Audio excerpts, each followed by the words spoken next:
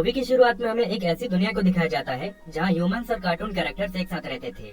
वही हम डेल नाम के एक चिपमंक को देखते हैं जिसका आज स्कूल का पहला दिन था।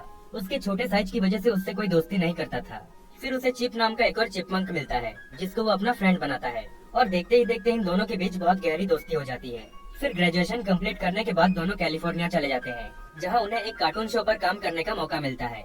शो का नाम था Chip and Dale Rescue Rangers और उनके टीम में होते हैं मोंटी, जीपर और गैजेट। इस शो की वजह से वो सब काफी फेमस हो जाते हैं और ऑडियंस का बहुत प्यार मिलने की वजह से ये शो बहुत आगे तक जाती है। लेकिन बीच में डेल को अपना खुद का एक सोलो शो करने का ऑफर मिल जाता है जिससे वो चिप को कहता है कि अब से मैं खुद की एक अलग पहचान बनाना चाहता हूँ। इस बात को सुनकर चिप काफी उदास हो जाता है क्योंकि बहुत टाइम से वो दोनों एक साथ मिलकर काम किया करते थे।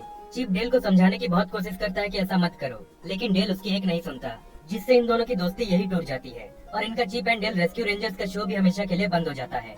अब 30 साल गुजर जाते हैं जहाँ डेल ने अपना लुक्स इम्प्रूव करने के लिए खुद का सीजीआई सर्जरी करवा लिया था और वो अपने एक्टिंग करियर में काफी खुश था। वही चिप भी एक सक्सेसफुल इंश्योरेंस सेल्समैन बन चुका था। वो जब अपना ड्यूटी खत्म करके घर आता है तो वो देखता है कि उसके लैंडलाइन में मोंटी ने एक मैसेज छोड़ा हुआ था जिसमें वो कह रहा होता है कि मैं एक बहुत बड़ी मुसीबत में फंस चुका हूँ, प्लीज तुम जल्दी से आकर मुझसे मिलो। जिसके बाद चिप मोंटी के अपार्टमेंट में जाता है जहाँ मोंटी कहता है कि मैंने काफी सारे स्टिंकी चीज खरीदने के चक्कर में वैली गैंग वालों से बहुत पैसे उधार ले लिए हैं और अब मेरे पास पैसे ना होने की वजह से मैं उनको चुका नहीं पा रहा और अगर सही टाइम पर मैंने उनके पैसे नहीं लौटाए तो वो मुझे नहीं छोड़ेंगे। तभी वहाँ डेल भी पहुँच जाता है। एक्चुअली मोंटी ने उसे भी मदद के लिए बुलाया हुआ था। अब इतने सालों के बाद चिप और डेल मिलते हैं लेकिन उनमें ज्यादा कुछ बातचीत नहीं होती। फिर वो दोनों मोंटी को कहते हैं कि तुम चिंता मत करो, हम कोई न कोई रास्ता ढूंढ लेंगे तुम्हें बचाने के लिए। इतना कहकर वो दोनों उसके अपार्टमेंट से निकल जाते हैं। लेकिन कुछ टाइम के बाद डेल को पता चलता है कि मोंटी किडनैप हो चुका है, इसीलिए वो तुरंत चिप को कॉल करके अपने पास बुलाता है। जिसके बाद वो दोनों मोंटी के अपार्टमेंट में जाते हैं जहाँ पुलिस इन्वेस्टिगेट कर रही होती है। कैप्टन प्यूटी उन दोनों से पूछता है कि क्या मोंटी का किसी से दुश्मनी था, जिससे वो कहते हैं कि नहीं, पर उसने कहा था कि वैली गैंग वालों से उसका कुछ लेना देना था। फिर एली नाम के ऑफिसर उन दोनों को चुपके से कहती है कि मुझे जितना पता है कि वैली गैंग का लीडर एक स्वीट पीट नाम का आदमी है और वो कुछ ब्लैक मार्केटिंग करता है, पर मुझे ये नहीं पता कि उसका सीक्रेट फैसिलिटी कहाँ पर है। अगर तुम दोनों ने किसी तरह उसके फैसिलिटी का पता कर लिया तो तुम्हें अपना फ्रेंड मोंटी भी मिल जाएगा। जिसके बाद चिप और डेल उसके फैसिलिटी को ढूंढने का फैसला करते हैं और वो सबसे पहले उस दुकान में जाते हैं जहाँ से मोंटी चीज खरीदता था। एक्चुअली उस दुकान का ऑनर भी वैली गैंग से मिला हुआ था। चिप और डेल जैसे ही उसको वैली गैंग के बारे में पूछते हैं तो वो उन दोनों को पकड़ के स्वीट पीट के फैक्ट्री में छोड़ आता है जहाँ उन दोनों को फाइनली स्वीट पीट मिल जाता है।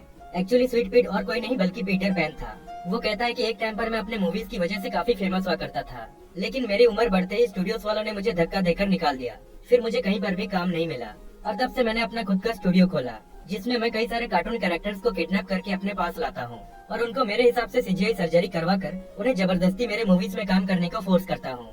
अब स्वीट पीट चिप और डेल के साथ भी यही करने वाला था, इसीलिए वो अपने दो साथी जिमी और बॉब से उन दोनों को पकड़ने को कहता है। लेकिन वो दोनों किसी तरह अपनी जान बचाकर सीवर से होते हुए उस फैक्ट्री से बाहर आ जाते हैं।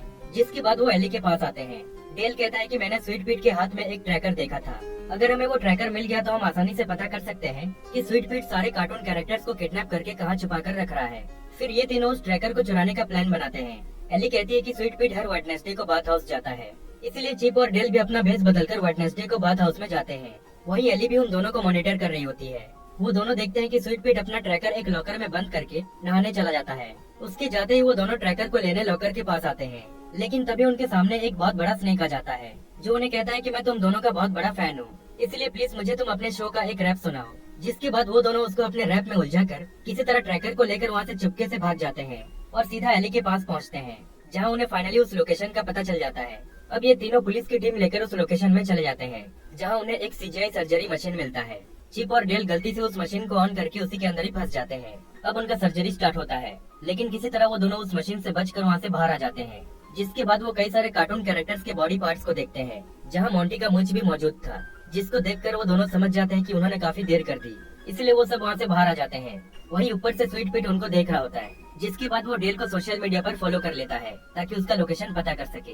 फिर आगे हम चिप और डेल को पुलिस स्टेशन में देखते हैं जहाँ उन्हें एली और मिस्टर प्यूटी के पास से मोंटी के परफ्यूम की स्मेल आती है, जिससे वो समझ जाते हैं कि इन दोनों में से पक्का कोई तो स्वीट पीट के साथ मिला हुआ है। इसीलिए वो दोनों वहाँ से भागकर एफबीआई से हेल्प मांगने के लिए सीधा अगली सोनिक के पास आते हैं, क्योंकि अगली सोनिक का एफबीआई वालों से बहुत अच्छा कॉन्टेक्ट था, पर वो उन दोनों की मदद करने से मना कर देता है।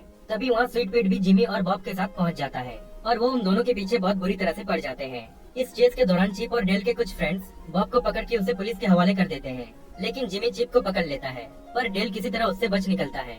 उसके बाद हम देखते हैं स्वीट पीट चिप का सीजीआई सर्जरी करने वाला था, पर तभी वहाँ एली पहुँच जाती है, लेकिन उसके पीछे मिस्टर प्यूटी भी आ जाता है। एक्चुअली मिस्टर प्यूटी ही स्वीट पीट से मिला हुआ था। अब ये सब एली को बांध देते हैं और उसे डेल को कॉल करके अपने पास बुलाने को कहते हैं। पर एली बड़ी चालाकी से मदद के लिए डेल को एक सीक्रेट मैसेज दे देती है, जिससे डेल उन दोनों को बचाने के लिए जिपर और गैजेट की हेल्प लेता है। फिर ये तीनों प्लेन से सीधा उनको बचाने निकल जाते हैं। वही हम देखते हैं स्वीट पीट चिप का बस सर्जरी करने ही वाला था कि तभी डेल एक रॉकेट पर बैठकर वहाँ पहुँच जाता है। अब यहाँ हम देखते हैं कि वो रॉकेट उस सीजीआई सर्जरी मशीन में जा टकराती है, जिससे वो मशीन खराब हो जाती है और चिप भी बच जाता है। लेकिन तभी उस मशीन में एक धमाका होता है, जिससे मशीन में गड़बड़ी आने की वजह से वो जिमी को एक फेरी में बदल देती है और उसके बाद वो स्वीट पीट को अपना टारगेट बनाती है, जिससे स्वीट पीट कई अलग अलग कार्टून्स का एक मिक्स मॉन्स्टर में बदल जाता है। फिर वो चिप और डेल को मारने उनके पीछे भागता है। वही हम देखते हैं मिस्टर प्यूटी भी एली को मारने में लगा हुआ था और एली बड़ी चालाकी से उसको एक फायर एक्सटिंग्विशर की मदद से फ्रीज कर देती है, जिससे उसके बॉडी के टुकड़े टुकड़े हो जाते हैं। वही चिप और डेल भी जैसे तैसे करके स्वीट पीट को चकमा देकर उसे अपने जाल में फंसा देते हैं। तभी वहाँ अगली सोनिक भी एफबीआई वालों को लेकर पहुँच जाता है, जिससे वो स्वीट पीट को पकड़ लेते हैं।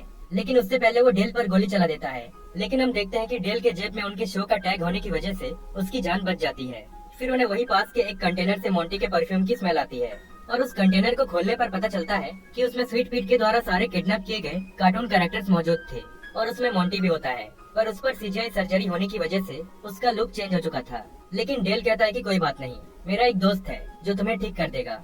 अब यहाँ गैजेट और जिपर भी आ जाते हैं और एक बार फिर से Chip and Dale Rescue Rangers का ग्रुप रियूनाइट हो जाते हैं और इसी तरह ये मूवी यहीं पर एंड हो जाती है।